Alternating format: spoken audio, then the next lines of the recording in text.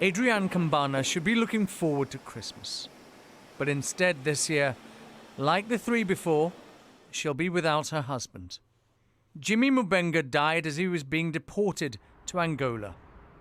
He was on a plane on a runway at Heathrow Airport. But just before takeoff, something went tragically wrong.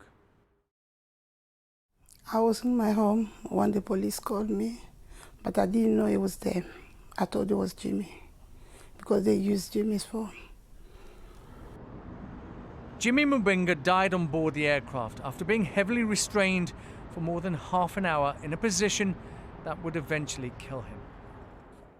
Terence Hughes, seen here on your right, Colin Kaler, and Stuart Tribalnig were the custody officers who were tasked with taking Mr. Mubenga back to Africa. His death led to them facing a charge of manslaughter.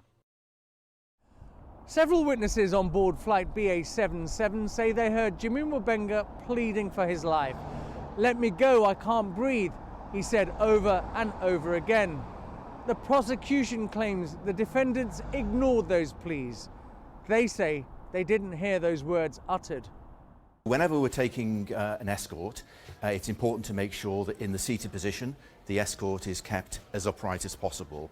Eric Baskind is an expert on the use of force. He showed us how Mr. Mubenga should have been restrained.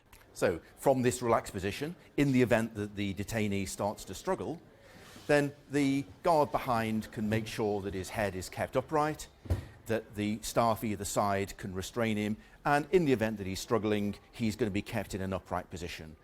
And then he showed us how Mr. Mubenga was held.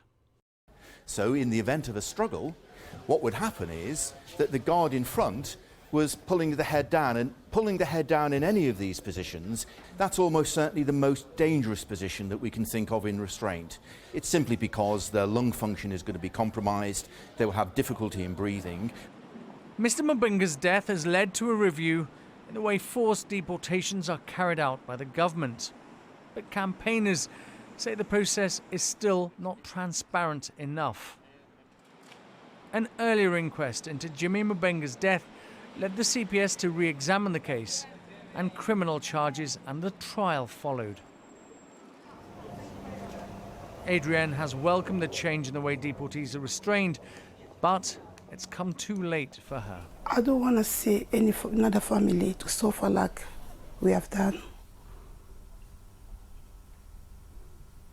It's very, very, very painful. Ashish Joshi, Sky News.